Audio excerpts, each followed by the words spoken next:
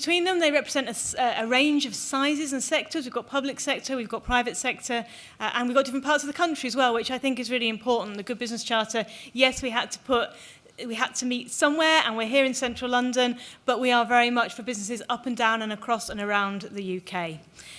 So what we're going to do is we're going to have a few set questions. We do then hope to take some questions from the audience, and Julian's going to come back and join us for that. So if you have any questions for him as well, you'll be able to pose them at that point. So I'd love each of you to tell me a little bit about your journey with the Good Business Charter and why good business matters to you and your organisation. Shall we? We'll start in order of accreditation. Now this could be, I've got to remember it, but I think we'll start with George with the TSB, please. Good morning, everybody. Do you want to grab the microphone towards you? Move the microphone this way a little bit, yeah. Good morning, everybody. Yeah, I work for TSB Bank, and we're a purpose-driven business. We can trace our history back to the start of the savings bank movement over 200 years ago. So in a nutshell, the Good Business Charter allows us to address what the public expect of a business like ours with the history we've got. And 5 years ago, when it was introduced, we loved the simplicity of it. We loved the fact that it was something that we could communicate internally really well and get people involved in.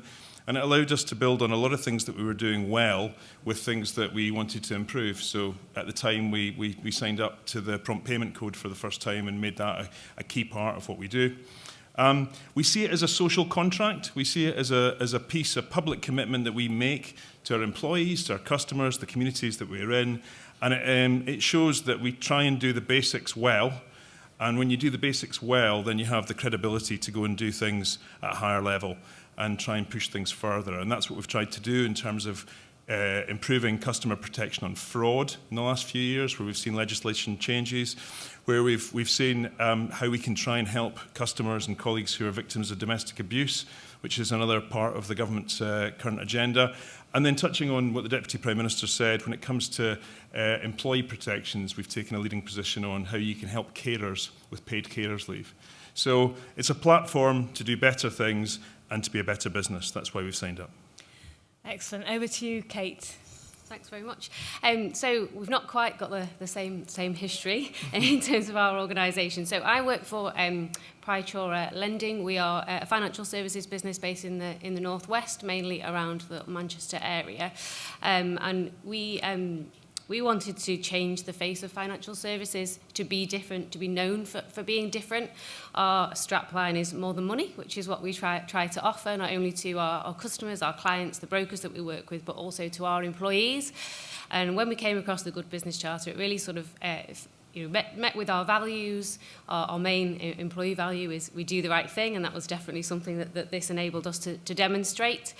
And we wanted to really be able to show that internally to our teams and also externally out there as well, that we're looking to do something slightly different. And this is a real foundation for that in terms of the Good Business Charter and how we use that within our business to demonstrate our values.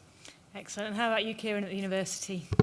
So I'm going to break tradition and I'm going to use the words of a Lenin Cohen-son to talk about why it mattered for us. There's a crack in everything, and that's how the light gets in. And so for us, the Good Business Charter wasn't about simply good business. It wasn't about its moral purpose or its social purpose. It was as a university for public good, whose founding principles was to be distinctive and like no other university. It was about access to opportunity, access to education, equality for all. Well, then there is a crack. And the Good Business Charter was that light for us. And I think if I use what I call, our 3 T's to describe it, it was insightful, it was imaginative, and most of all, it was inspiring. Because we thought we did good work. We thought we made good sense. A university for public good. And then you shine that little bit light. So in summing up, I would say for us, it wasn't simply a choice. And how do you say no to someone like Julian and Jenny? But on a serious note, we had a responsibility. We had a responsibility as an anchor institution and on the founding principles of the university. And we couldn't espouse being a university of public good if our policies, if our practices, our students Our stakeholders, our businesses and our communities demanded it. And so that's why there's a crack in everything, and that's how the light got in.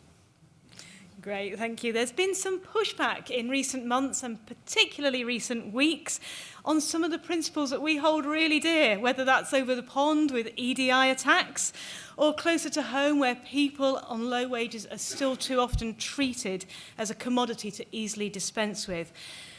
I think some wonder, are companies just doing something like the Good Business Charter because it's morally right? Or is it bringing bottom line benefits to your organisation? We'll probably go in the same order on this. So, George first. I think it's an incredibly relevant and pertinent question at the moment, Jenny. Look, I'm going to quote what Paul said earlier on because it's the overarching reason for doing this. We don't do this because we're nice people and we want to do nice things. We do it because actually being a good business is good business. And I work for a bank that's quite well known, but it's actually relatively small compared with a lot of our big competitors in the UK. So we have to find ways to be competitive, to win customers, to attract talent.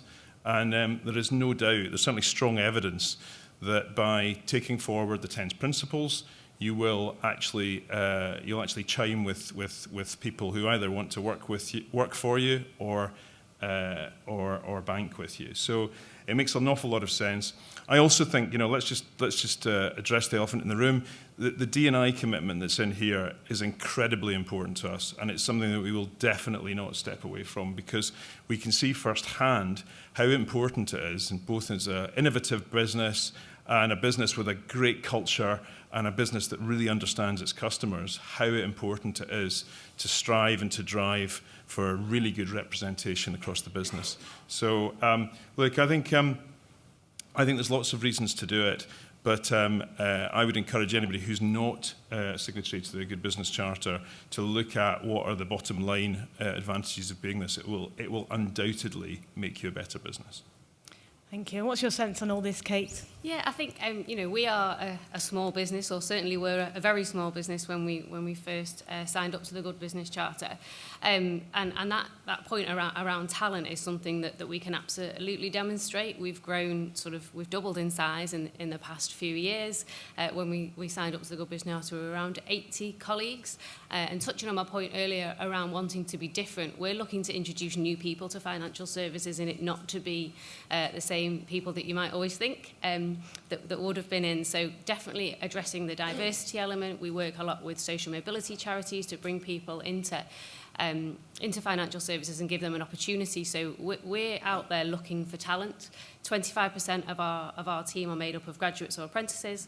National Apprenticeship Week this week, and we've been able to demonstrate and share sort of the success stories of some of the apprentices that have joined us. And this is a really, really good way of standing out and actually putting our mark on and saying we are a responsible business and we want to create careers that last for people. So for us, we might not be able to demonstrate from a bottom line at the moment, but from a talent and attracting talent perspective, that's something that definitely is shown. Thank you. I hope for some of you that maybe are accredited but feel like you haven't yet got the full benefit of the Good Business Charter, some of these ideas of the way that it really can make a difference are helpful. It's not just preaching to the converted. How about you, Kiran? So I want to be absolutely clear. The Good Business Charter isn't simply about equality, diversity and inclusion. It is not simply about tick a box and then it's business as usual.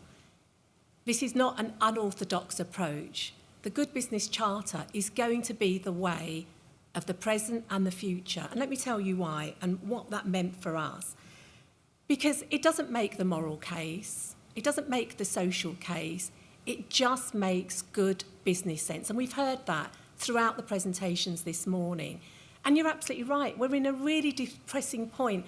You only have to pick up the news, look at the press, and what's the one thing that goes?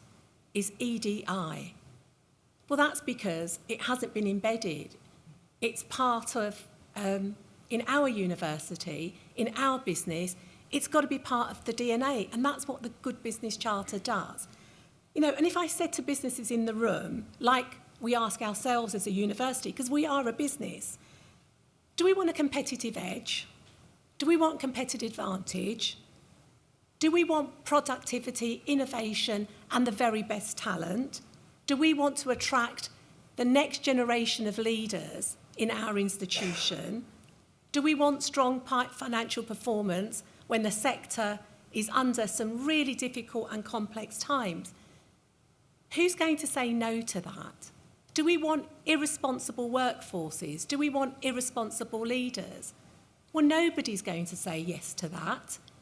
And that's what the Good Business Charter does. It helps you to think innovatively, thoughtfully, and reflectively about ensuring that equality, diversity, and inclusion aren't just the new game in town. It is about embedding a future of responsible, thoughtful leadership, because our customers demand it, our students demand it, and we owe it to the generations that will come long after we have left these positions. So that's why it's important. Excellent. Let's hope that we can really keep putting that message out and just say, actually, this is important, not because it was a trendy thing to do at some point, but because it actually is it makes a real impact, and each thing as it's embedded through really has this ripple effect. And one of the things we're passionate about is seeing businesses not just accredit, but then go right down their supply chain and encourage their suppliers to accredit and just get this ripple effect through the whole of the UK eventually, hopefully. So just an individual question to each of you. Kiran, the university published this major piece of work into the GBC in November, excerpts of which we've reproduced on your little leaflets. Can you share a little of what came out of that report and where you see the GBC sitting in the ESG landscape? So you've heard about its value and its importance for people that are already using it.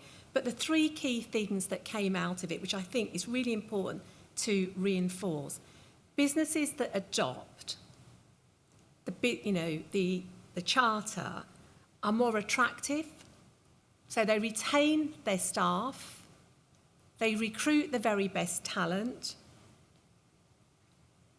Profit is not a dirty word in the business charter. What it does allow us to do is to ensure financial resilience and creativity and innovation. And the findings also showed, which I think is really, really important, and you talked about that, Jenny, is about how it's embedded in supporting stronger supply chains. And by that I mean in the way that it not just engages with the businesses, it engages with the local communities in which those businesses reside. So it creates new pipelines, new customers, because customers and our suppliers are demanding those responsible business practices. And research is only as good as what you do with it. I always say, universities are the founders of brilliant, brilliant research. But what good is that research if we don't embed it and we use it to make effective change? And I think that's what it's basically been able to do. It's been able to provide the evidence. So it's not hearsay, it's not what we think it does, it's the hard data on the ground. And again, what business doesn't use hard data to help us make responsible and informed choices? I'd love to be able to tell you the research, there was this brilliant light. You know the answers to that. Everybody in this room is an advocate. That's why you're here. But how do we take that research to the hundreds and thousands of businesses that are not in the room? And you asked me that question, how does this fit within that wider domain? Well, it's ahead of its time. We've been talking about the good goals and, the different charters. But this is doable because it works with the grain of what good, responsible businesses could do, should do, and are doing. And I think this is going to be the way of the future. And we've seen that both in the Deputy Prime Minister's speech, in the TUC, and also from my colleagues around this table. We didn't do it because we like Julian and we like, sort of Jenny. We did it because we knew that we wanted to be distinctive and different. We wanted to be a modern Russell Group university whose purpose and values of, public good were at the very heart of our practices. So when you come, you can see it, you can feel it. Our staff and students and our stakeholders and community know this is where good, responsible business happens. And that's what the data shows you. So we use that data in really effective ways. Brilliant. I definitely recommend you have a good read of the report and send it to the naysayers. George, TSB accredited right in the middle of the pandemic and you've really embedded your responsible business journey through your Do What Matters plan, as well as focusing on particular GBC components. I'd love to hear what you say are the key factors that have kept you on track in this journey. Yeah, as you say, I mean, I think Kiran talked about it earlier on, which is about it has to be integrated. It can't be just a poster that you put on the wall. I mean, in a nutshell, we've done sort of three things. One is we have got elements of the principles within our annual targets. So everybody at TSB has got a set of what we call primary corporate objectives, very HR speak, I know, which we have every year. And for the last 5 years, those have had elements of the principles in there. Some of them are environmental, around getting to net zero within our own operations. Some of them are around things like representation, and others are around the employee well-being and how people feel about working at TSB. So we've had that in there, and what that allows you to do is it means that at least 4 times a year you're reporting and you're talking mainly internally about the progress that you're making. The other thing I think that's really important to say is it might sound like we're being quite happy-clappy up here and telling you that everything's great and we have these 10 principles and we just sail along and we get them right all the time. Of course, we don't. It's just, it doesn't happen. And in fact, last year, I had a chat with Liz Barclay, the Small Business Commissioner, recently about the fact that last year we suddenly realised on that prompt payment piece, the prompt payment piece is so important to us because if we can pay particularly small suppliers promptly, we can have these terrific relationships with them. And it means that we're talking about what we're going to do together rather than when the bill's going to be paid. And we suddenly realised last year we had a few instances where we were getting slower in paying our suppliers. And we had to go and have a look at why that was. And ultimately it came down to changes in the structure of the business, new people coming in, us not doing a good enough job to explain to them what we signed up to do. And we just got on and we addressed it. And we've talked about it, but we're really transparent about it. I think it's better to hold your hand up, admit that you can do some of these things better, and then get on and change them. So those are the sorts of things that we do. It's not, I don't want to give anybody the impression that we are perfect at this. We're not. But we do use it. Go back to the fact that its strength is its simplicity. You can pull up that chart over there and you can talk anybody in the business or anybody that comes into our branches or phones us up around what we're trying to do and why we're trying to do it. And that gives you the ability to talk about when you do things well and when you could do things a little bit better. It's worth saying that TSB started with an extremely high bar of turning things around in 10 days. So when they say it slipped, it was still well within the components and what they'd signed up to. But, that's another part of the Good Business Charter, isn't it? You're holding yourself to account by signing up to it. Kate, Praetura is an SME, perhaps with less resources available to dedicate to this topic. How has the GBC been helpful as a framework for you? Yeah, absolutely. As a small business, we might not have had the resources, the people, the budget to do all of this as quickly as some other businesses. But what it always gives you is a real framework, and I think that's the crux of it, really, in terms of being able to ensure that you are touching all parts of it, that you are not, you're not missing anything. I think the words ESG are bandied around so frequently these days that, they're under a lot of pressure, and it can be quite overwhelming when you're looking at all the elements of that and which bit do we tackle first and how are we going to do this. And, as a small business, I think when I joined and we originally signed up to the Good Business Charter, there was me. So I was it. So, not a big team. Since then, obviously, we've grown and we've expanded and we have more people now, but you're drawing on everybody to be a part of this. And in terms of sort of holding yourself to account, we have targets that we set. We initially created a report to put out there our commitments and to share with people what we were committed to achieving whilst part of the framework. But now this year we've been able to publish our impact, which has been absolutely fantastic. So this week our impact report goes out to demonstrate what we've actually done and what we've changed, and how things have progressed and moved on since we originally signed the charter. So just that in itself is great to be able to share and great to be able to see. And we have a task force across the business of colleagues that give up their time and that want to get involved and want to share their passions around some of these topics, because you can't have one person as an expert for everything, so you do need to draw on people's experience and knowledge, and it's great to have that framework as a basic to start from, and then a launch pad to help you sort of progress and develop those objectives. We have an engagement survey that we send out annually, as I'm sure many businesses do, and a lot of the questions are focused around these areas, so we're getting that data and that feedback in real time from our colleagues to say, is this making a difference to your lives at work? Brilliant. I hope you're seeing that, yes, it is very clear there are 10 components in or out. You need to commit to all 10, but it isn't a tick box exercise. It is an ongoing journey as you develop it. And these sorts of reports have been the most effective way that we've seen for a business to say, this is what we're committed to, and this is what we're working on in the year ahead. And actually, in our 5-year review, we've done our own one of that right towards the back about how we as a charity are making sure that we also are holding ourselves to account across the 9, because tax, of course, isn't relevant for us. Now, we are going to open the floor in a minute to questions, so do be thinking if you have one.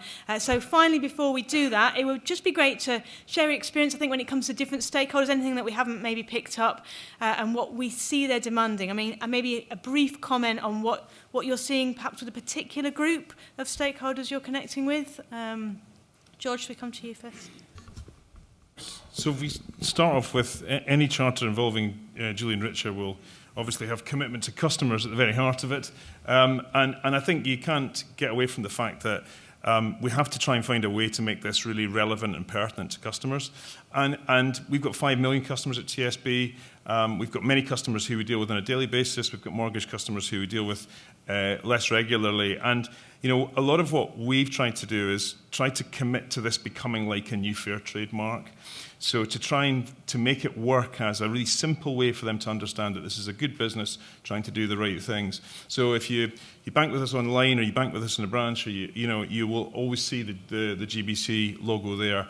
I think the challenge though with customers is just trying to get that balance right in the proposition. So particularly coming through cost of living with cost and wanting good service and so on. It's just about how do you find a way to make this the proportionate and right part of what you talk to customers about. And I'd love to say we've got it right. I don't think we have, but we're really committed to trying to find ways to do it. And I think one of the benefits of this, 1,200 businesses being involved in this and it being at a fledgling stage and so many organisations trying to really make it work is that there'll be an element of collaboration, of trying to work out what works and trying to share good ideas and hopefully get that breakthrough so that people do talk about it, as I say, like a fair trade mark. So yeah, I think there's still huge potential for customers, but I think we're all making good progress. Brilliant. That's a dream, isn't it? That people will walk down the street and they'll choose a cafe that they can see is GBC accredited. They will bank with the bank that is GBC accredited, and it will have that level of recognition. How about you, Kate? Yeah, just drawing on that really. So we, as a small business, work with a private business. We work with investors and the banks regularly, and that is a question. The question that we get asked all the time is, what are your commitments around ESG? How are you demonstrating you're a responsible business, and what are you doing for your community? So this enables us to demonstrate that, but it also enables us to ask the questions and know which questions to ask of those people that are interacting with our business on a daily basis, whether that be investors, banks, or equally the businesses that we lend to. So we are able to ask those questions right the way down the line. Brilliant, and we're really grateful you are. And Kiran? And I think for us, universities are at a crossroads because we have such a diverse range of stakeholders. We've got students seeking responsible education. We've got faculty wanting to do responsible research. And then we have industry, quite rightly, asking for impactful research. So what's the common thread in all of this? It's the Good Business Charter for us. And what I mean by that is businesses and universities that are going to thrive in the future are going to be the one that put purpose, place and people at the heart of everything that we do, because we have to bridge aspiration with action. And so that's kind of really key. And at the university, I have this strapline that's become everybody's strapline now. Inclusivity is our business, but what we want to do is to ensure that the Good Business Charter is everybody's business. Excellent. Right, so I'm going to invite Julian to come and join us. You can sit here and I'll head over to the lectern, and we're going to grab a roving mic. And if you have a question, please put your hand up. Amazing. Brilliant speakers. Fantastic. Much better you said than me. It's 1, 2, 3 I can see, Julie. So if you want to head over to the back first. We'll probably we'll see, maybe take 2 together or 3. Hi, good morning. My name is Jeremy from the Charities Aid Foundation. Firstly, thank you for the lovely bookmarks. I'm looking forward to giving them to my children later. At the Charities Aid Foundation, we work with several thousand responsible businesses, including more than half of the FTSE 100, and businesses like Legal & General and Jack Roper, who are in the room today. So it'd be good to have a further conversation with you, because I think a lot of them are not aware of what you're doing here. So that would be good. My question's around, in this framework and for the people in the room, where do you see the role of strategic and impactful giving to charities and community groups, bearing in mind that it's kind of central to a lot of things you're talking about here? I'm going to ask Julian to take that, because I know charitable giving was there right in the beginning, wasn't it? So would you like to respond? Yeah, you have to repeat that. I was just writing down that we got to contact you afterwards. Right, sorry. 7,000 members signing up. That sounds good to me. Sorry, my friend. Just repeat the question, please. Yeah, sure. So it strikes me that one way of achieving a lot of the goals you're trying to achieve here would be in partnership with local charities and local community groups. And so I'm wondering sort of what is the role in a modern responsible business of corporate giving? Where does it sit, and all that? Okay. Well, as you know, we've got some amazing charities already signed up to us. Good Business Charter. I see the wonderful boss and friend of Trussell Trust is looking straight at me over there, Emma Reevy, who's incredible lady. So we have great relationships with some charities already. I think if you're saying, I'm not quite sure if you're saying this, but are you saying that we should have sort of recommendations on charity giving from businesses? And yes, you are. I thought that might be the case. And an interesting one, because but it was years ago. Does anyone remember the % Club? And that sort of disappeared, gone the way of the dinosaurs. And I tried to set it up, and of course someone else has the name, because The Guardian did some research on this years ago, and our little business was top of the league, not in cash terms, we're not Bill Gates size, but we were giving away 15% at the time. And I was very keen to resurrect the % Club and encourage businesses to do that. Now, there are lots of things we'd like to add to the list, and poor Jenny is fully employed managing the 10 components, which she does brilliantly with her team. I think there's a limit to the amount of things we want to make compulsory. I feel very much by hopefully setting a bit of an example to other SMEs and businesses. I've written books, I write for the Sunday Times when I get time, but I absolutely believe businesses should give money away, and it's part of their responsibility to society, because businesses obviously depend on society's infrastructure for their survival and profitability, and they should definitely be giving something back. And that's why I feel so strongly about tax. So tax we can put our foot down about, which we do. I was giving credit to TaxWatch in my speech, because I set it up, obviously. I don't know if anyone realised that. But they're a fantastic team doing great work on that. So a hugely long answer, not really saying anything at all. Other than that, we don't want to make too many things compulsory, but I do agree that we would always encourage it. Now, if there's not enough on our website to encourage charitable giving, we can look at that. Jenny's nodding there, so maybe I've had an idea we can use. Yeah, I think that's definitely it. At the very beginning, I remember Julian saying, charitable giving, but we didn't, that was the sort of 11th, if you like. So we need to make more of this sort of the value of that. What is, I would say, interesting is that previously people thought corporate social responsibility, we give to charity and we've done our bit, and then they're not doing half of this. So there's certainly both and. So let's definitely talk about that. Right, let's take another couple of questions. I'll leave you to choose, Julie.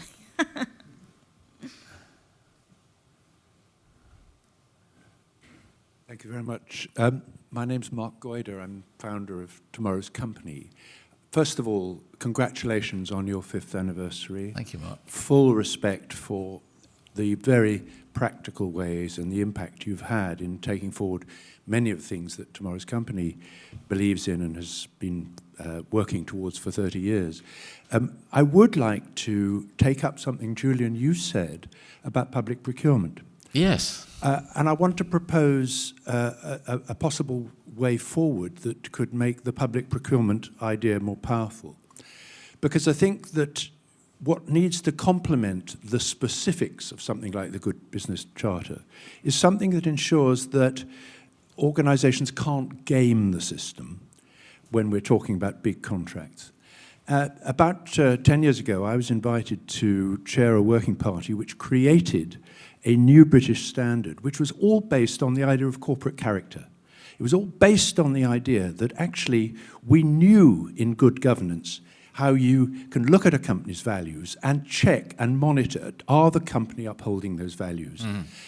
And I believe that if one combined what the Good Business Charter offers with the kind of broad character assessment, the character due diligence, if you like, that we actually know we have, then I think we could have something really powerful to take to government and say, you spend £350 billion every year on public procurement. Yeah. Now, if you're interested in promoting good companies, why don't you use this? No, great, Mark. Thank you for your kind words, and we couldn't agree with you more. Jenny's doing some terrific work behind the scenes. Actually, our chairman, who couldn't be with us today, Simon Fox, from the beginning has been talking about procurement being an absolute key factor here, because, and several of you are nodding, you should benefit if you signed up. Of course you should take priority. Now, when we were in the EU, we couldn't. There were rules against having different conditions. I think there was a situation we couldn't do that.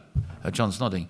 But Jenny's doing some great work. I don't know if you're allowed to talk about it, but you're doing some great work behind the scenes on that, and we remain hopeful. We're going to keep pushing that door. We absolutely agree with you. Now, if you've got some magic formula that we're not aware of, I'm interested in this character formula. I'd like to use that against some of my friends, to be honest. But anyway, you'll have to talk to me later. But we think our 10-point charter is a good place to start, for sure. But if you want to add some bells and whistles, open door. We're here to. We've only been going 5 years. We're learning all the time. We'd love to listen to you, Jenny. Please, Brilliant. Can you help me with this? No, well, I think we'll take other questions. We can have a. But yes, as Julian says, we are very much keen to look at this and in discussions around the whole technicalities of the world of public procurement. Irina, you had a question. Do you want to pass the mic? Oh, here's. Hi, Sue Watchon from Peabody Housing Association. Just wanted to get from the panel, which component do you see is going to be the most challenging to either achieve or maintain over the coming years? Great question. Right, I'll let the panellists take it in turns. After you. No, you go first. You go first. I'm going to repeat my answer. I think it is getting customers on side. I think the work that the trade unions have been doing with CBI, creating a platform for employees is great, and I think we'll continue to do that well. I think the issue is around how do you make this front and centre as a consideration for customers so that they choose businesses that are accredited. That's the number one challenge for me. I think from an employment perspective, the world of work is changing every day.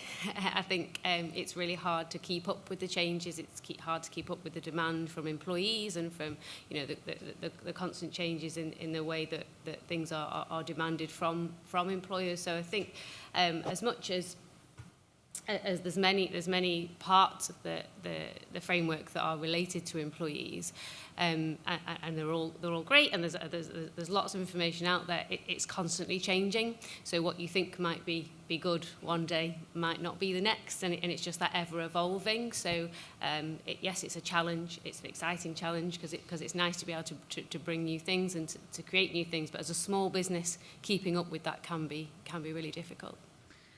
Thank you. And Kiran, what about you? Hardest component? So I think I would rephrase, like a good academic would do, rephrase the question, because I don't think the framework is a challenge, and I want to build on the point that you've raised, which I think is a really important one.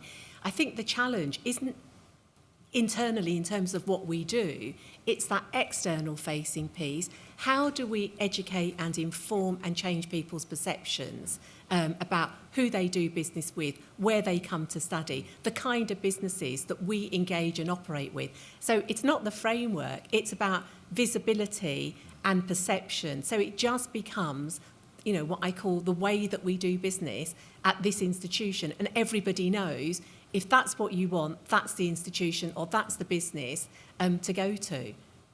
Well, can I add, if I may just add there, when I had the vision at the beginning 5 years ago, it was always a 10-year vision that I'd walk down Bishop Thorpe High Street in York and I'd see half the shop windows had a Good Business Charter sticker on the window, and they'd be the ones that were busy. So it was always, first of all, you know, 10-year view for me, and we're halfway through, and I think we made amazing progress building strong foundations. But both George and Kiran there, I feel my answer would be it's a partnership. Can you hear me all right? It's a partnership. So I've told you all the things we're going to do, and I'm putting my money where my mouth is, and time. And these people work incredibly hard, time and effort all round, and I absolutely committed to getting it out there. Yeah, it's really important. I mean, if I can, an old retail saying, maybe I'm a dinosaur, I'm still a shopkeeper, but there's no point selling £10 notes for a fiver if no one knows about it. Okay, and we've got to get it out there. It's a fantastic product. It ticks all the boxes. We can go round and round, and I'd love the bells and whistles Mark's going to show me secretly later. We can add to it. And, of course, the charity point is an open door. We're totally open. The door's open to talk and evolve and get better. But I think we can do, I think all the things I mentioned, I was running along and to get my talk finished because time was precious, but they're all big projects, and we're going on it. FTSE 100, we're all going to do our bit at public events. We got the national ad campaign. We're going to use the special buying prices Richard Sounds get in the national press to get good prices for whole-page adverts we're looking at, some really hard-hitting ads. I think some of the team are a little bit nervous about how hard-hitting I'd like them, but we're going to discuss that next week. And then this idea of the website. I mean, that's, you know, what an amazing site for 97% of the public. Instead of the old, remember Yellow Pages? You're all too young to remember the Yellow Pages, but in the old days, that's where you went to. That was the go-to for a business, right? I want us to be the new, better not say this, they'll sue me, I suppose, but I'd like us to be an amazing go-to for the 97%. Why would you not do that once you get it? So it's about the communication, getting the word out there, and you can do your bit, as I mentioned very quickly in my little speech. Please, please, please spread the word. You know, we get people complaining that, you know, or cancelling because they don't see the value in it, but they're not using the logo. You heard about George. He got the special mention from me because he's a total star. They use it everywhere. And the more people use it, multiplies it out. People start asking the van driver, what's that logo doing on your van, mate? You know, tell us about that. And they get excited about it. So please, please, please, we can all do our bit, and I promise you we can do our bit too. Great, good question. I think in my experience, different sectors struggle with different components, and you never know quite when you go into a conversation with someone which is going to be the one. There are certain challenges for certain sectors, particularly the real living wage, and prompt payment can be a big problem, but that's really helpful. Right, we'll take two more questions over on this side, because we haven't been on this side. Julie, do you want to go here and here, maybe? We'll take them together. Thank you. David Grayson, Chair of the Institute of Business Ethics. I'd like to add my congratulations to you for achieving the 5th anniversary. Great achievement. Well done. Thank you. And as we've previously taught Jenny and Julian, I think there's huge connections, and our colleague from the University of York just alluded to it, between all of the really important components of the Good Business Charter and the way that we do business around here.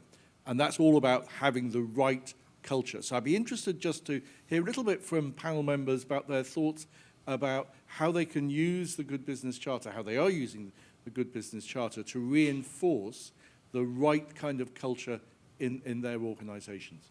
Brilliant. And then we'll take one more question and answer them together. Thanks very much. Philip Kirkpatrick, Bates Wells Solicitors.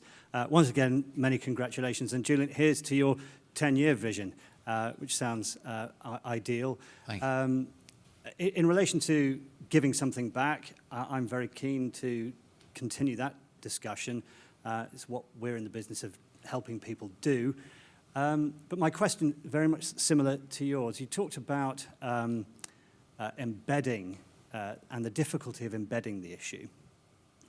And it strikes me that one needs a certain amount of internal challenge and analysis And I'm interested in the mechanisms that you have for that kind of internal challenge and analysis, and also for improvement, particularly in areas like EDI and environmental protection.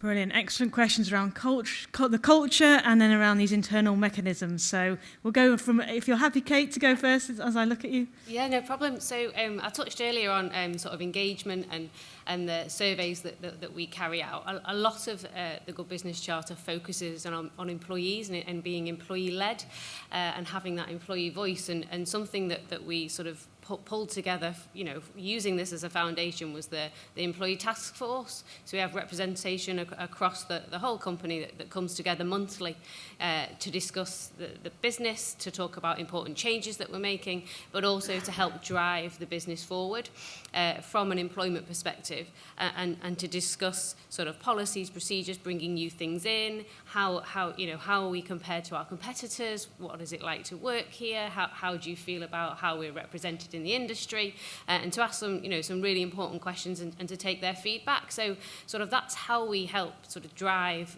that culture forward. But so many things have come out of that just from start this being the starting point. We have a team that look after diversity and inclusion. We have a team that support the environment, the community, internal community, so us as a business, but also the communities in which we work. We've raised thousands for charity based off that, just from that team getting together. But it really gives you that pulse check every month in terms of the culture and how that has been embedded, and all of that has grown out of the Good Business Charter and the framework, really enabling us to sort of start those conversations and to try and embed that. Whilst we are a small business and don't necessarily have the infrastructure of a larger business in terms of that resource, the people, the budget. Somebody asked me a question earlier about whether that makes it more difficult, and I think it does in some ways, but also it can make it easier because you haven't got that sort of legacy issues, the history, everything that you've got to sort of unravel really to launch yourself onto this framework. You can embed it more easily because you've less people to start with. So as we've grown and scaled, it's definitely something that's just rippled through the business. Excellent. In our experience with working with businesses, it definitely seems easier in smaller businesses. A lot less people to have to get through and get on board on the journey.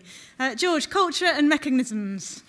Yeah, I mean, I think you touched on when you asked me the first question, Jenny, about starting this off in COVID. And we had a really interesting opportunity when we kicked off our work, of which the GBC is part of it. I should say we also signed up to the UN Global Compact for the first time at that point as well. So we took on board a number of what we thought were key standards at the one time.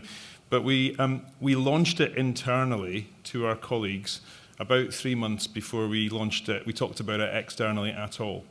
And what that allowed us to do was allowed a sense of ownership through the business, and it also allowed some of the elements that were already within the Charter. For example, the employee representation was something that we had long-standing since TSB had separated from Lloyds about 12 years ago. And so it allowed it to be owned from within the business rather than driven down from the top of the business. And certainly, there's always a bit of give and take with that. But I think the more that you can make this feel like it's something that people within your business have got behind and are championing and are driving the momentum themselves, then actually the easier it is to the second question to not have issues around integration, because ultimately it feels like it belongs to them. And we do this as part of a piece of work called the Good Business, called the Do What Matters plan, I should say. And Kate Shadich, who's in the second row there, is the lead for TSB. And we have about, I think last time around, it's about 87% of colleagues say that they understand their role in delivering the Do What Matters plan. And in my career, I've never seen figures of ownership and links as high as that. And I do think a lot of it was just down to launching it internally first. Brilliant. I do recommend our bookmarks as well. Please order them for every colleague in your company, and then that will also help. It's just a great visual, and it's also really useful. And finally, to finish us off, Kiran, culture and internal mechanisms. So we didn't use the word culture. We used the word purpose and values. So our starting point was, how do we create an internal conversation without even using the language to start with? So in the institution, lots of people would say, we want to make a difference. What's it all for? So the Vice-Chancellor, Charlie Jeffries, will always ask this question, what's it all for? And so that was our starting point. And then what we did was we listened, we engaged, and then we transformed. And what we tried to do was avoid what we always do, which is a group over here will look at this, and a group over there will look at this, and then, oh, well, this is really the work of the EDI team, isn't it?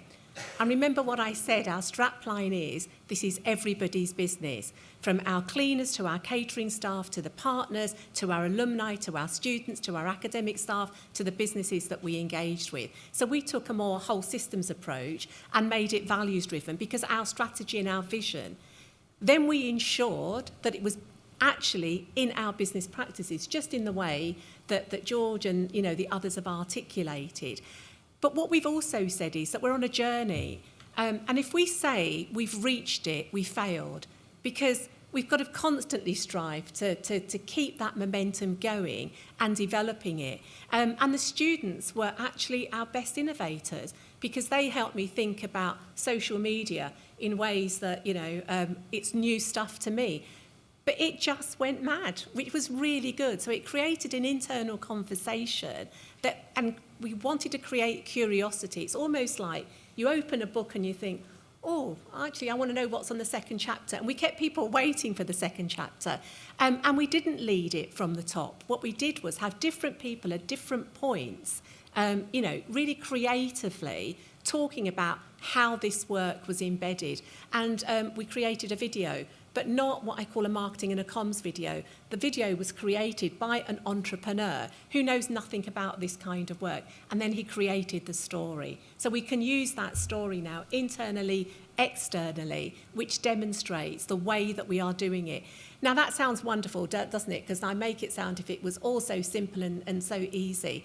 But what we also put in it was the challenges. We talked about the complexity and the difficulties, and then said, how might you work with us, to make sure that it's not just embedded at the university, it's embedded in York and North Yorkshire. As you said, it's on those high streets, not just through a badge, but what does that badge mean? What does it signify? What does it say to those different component parts of the community? And I think that's why, I'm so passionate and excited about it, because it plays to creativity.